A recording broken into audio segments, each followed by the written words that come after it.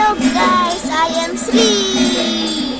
Currently at Jagannath Dham in Puri, enjoying the grand festival of Krishna Murari. नमस्कार, मैं N Shriyan Reddy स्वागत करता हूं आप सभी लोगों को मेरा एक नया टॉपिक को। अभी कुछ ही दिन पहले महाप्रभु श्री जगन्नाथ का रथ यात्रा खत्म हुआ है। ये रथ यात्रा बहुत देशों में बहुत धूमधाम से पालन करा जाता है, लेकिन इतिहास में ऐसा बहुत बार हुआ है कि रथ यात्रा को बंद करा गया है। मगर क्यों?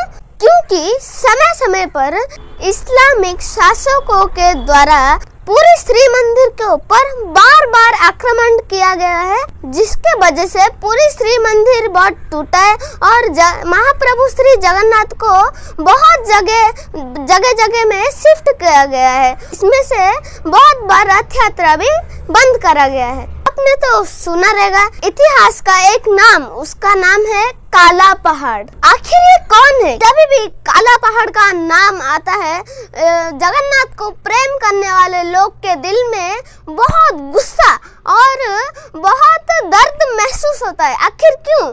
कौन है ये काला पहाड़? चलिए ये वीडियो में आज काले पहाड़ के बारे में बात करते हैं। ओडिशा में एक कहावत है, वो है आसिला कला पहाड़ भांगिला लुहार बाड़ो। इसका मतलब है वो बहुत शक्तिशाली था और बहुत युद्ध में वो जीता था और वो जब भी युद्ध करने आता था तो सब तोड़ फोड़ मचा देता था। काला पहाड़ एक हिंदू ब्राह्मण लड़का था और इसका पूरा नाम काला चांद रॉय।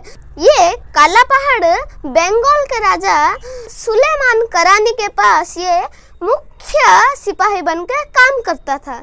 वही टाइम पे ओडिशा का राजा थे मुकुंददेव और दिल्ली में शासन करते थे अकबर। अकबर और मुकुंददेव के बीच में बहुत गहरा दोस्ती था। इसमें जलता कौन था? इसमें जलता था सुलेमान करानी। वो सोचता था कभी मैं ओडिशा के ऊपर आक्रमण करूंगा और बहुत तोड़फोड़ मचाऊंगा। इस बीच काला पहाड़ को सुलेमान के बेटी से प्यार हो गया। काला पहाड़ ने उसको बोला कि मैं तुम्हारे बेटी से शादी करूंगा, लेकिन एक प्रॉब्लम था, क्योंकि काला पहाड़ हिंदू था और वो मुस्लिम थी। इसमें से उसका राजा बोला कि तू अपने हिंदू धर्म से मुस्लिम धर्म को आ जाएगा तो तू उससे शादी कर सकता है। तो काला पहाड़ हिंदू से मुस्लिम बन गया। थोड़े दिन बंगाल में रहने के बाद उसके माँ और उसका पहले से 2 बीबी थे, तो उसके समाज के पास ओडिशा में वापस आया। तो वो मुस्लिम धर्म से जाने से उसका समाज, उसका माँ उस बुरा भला बोल के भगा दिए। तो बहुत रिक्वेस्ट करने के बाद उसके सब गांव के लोग बोले, जा आप श्री मंदिर को जा, वहाँ के सेवक लोग को पूछ के क्या उपाय है तो बोल के हमको बता। तो उसने वैसे ही करा।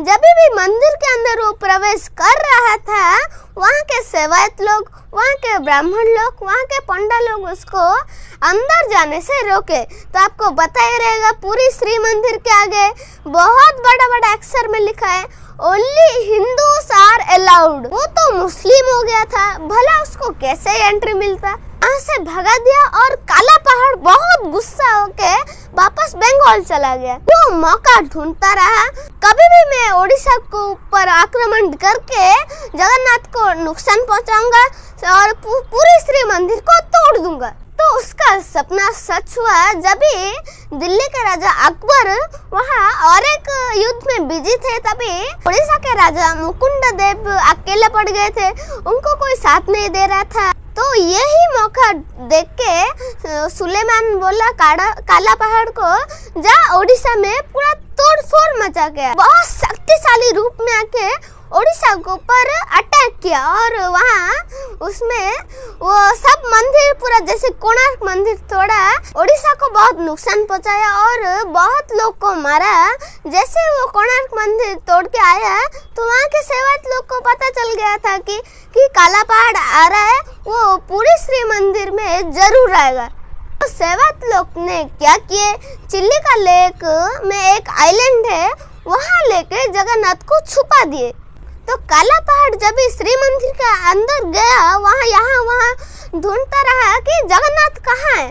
तो कौन सा, तो एक हमारा उड़ीसा का एक दुष्ट व्यक्ति जगन्नाथ का पत्ता काला पहाड़ को दे दिया कि जगन्नाथ को वहाँ छुपाया गया है और गुप्त रूप से वहाँ पूजा करा जा रहा है। तो काला पहाड़ वहाँ पहुँच गया। वहाँ से वो चमड़े के रस्सी में जगन्नाथ को बांध के हाथी के पीठ के ऊपर बिठा के गंगा के तट में लेके चला गया। तो ये बोलते मुझे बहुत गुस्सा आ रहा है, क्योंकि हमारे प्रभु को ऐसा कोई भी नहीं कर सकता। तो मुझे तो थोड़ा बोलना पड़ेगा, क्योंकि इतिहास में क्या क्या हुआ है, ये हमारे पूर्वजों ने हमारे लिए कितना बलिदान दिया है, और जिसके वजह से हम जगन्नाथ को देख पा रहे हैं और उनका फेस्टिवल मना पा रहे हैं। तो ये भी जानना जरूरी है, जब भी हम कौन सा वापस मुसीबत आएगा तो हम जगन्नाथ के संस्कृति को पहचानेंगे और आगे बढ़ाएंगे।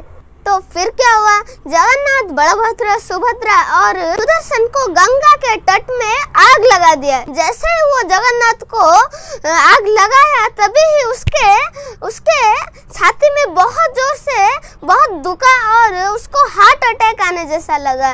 तो जब उसका जो रानी वो बोली कि जगन्नाथ के आग को जल्दी बुझाओ, तो उसके सैनिक लोग क्या करे, कुछ उपाय नहीं सोच के जगन्नाथ को पानी में डुबा दिए। तो वहाँ से काला पहाड़ को लेकर उसके सब सैनिक लोग वहाँ से चले गए, क्योंकि यहाँ हुआ प्रभु श्री जगन्नाथ का चमत्कार। जब भी ओडिशा से हाथी के पीठ में बिठा के आ रहा था जगन्नाथ को, तभी ओडिशा का एक गरीब ब्राह्मण, उसका नाम विश्वराव महांती, वो जब भी वो काला पहाड़ वहाँ से कोलकाता लेके जा रहा था, तभी वो पागल जैसा ढोल बजा के कि जगन्नाथ को कहाँ लेके जा रहे हैं।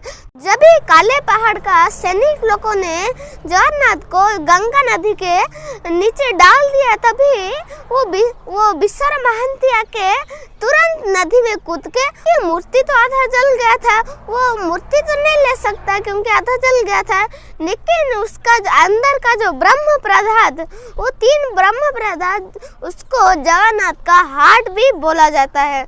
तो वो 3 हार्ट को लेके उसका जो मुर्दंग के अंदर वो रख दिया और तुरंत यहाँ से उड़ीसा के लिए रवाना हो गया। तो वो उड़ीसा आया, वो कितने दिन गुप्त रूप से उसके घर पे ही वो मुर्दंग के अंदर ही जगन्नाथ को पूजा करता रहा।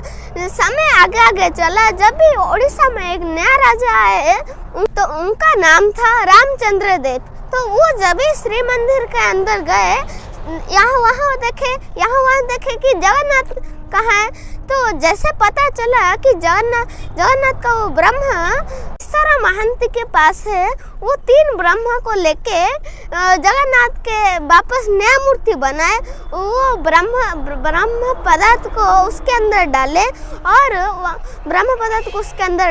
और वापस वो पूरी मंदिर का प्रतिष्ठा करे, वापस जगन्नाथ को रत्न गद्दी में बिठाए, और जिसके वजह से हम जगन्नाथ को देख पा रहे और उनका बहुत बड़ा फेस्टिवल मना पा रहे हैं। इतिहास का ये किरदार बहुत, काला पहाड़ बहुत बुरा था, लेकिन जगन्नाथ का लीला जगन्नाथ ही जाने।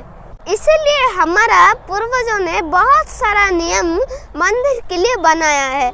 तो अभी भी पूरी श्री मंदिर के आगे बहुत बड़े अक्षर में लिखा है, मैं वापस आपको बोल देता हूँ, ओनली हिंदूज आर अलाउड। इसका मतलब है खाली हिंदुओं को मंदिर के अंदर अलाउड है।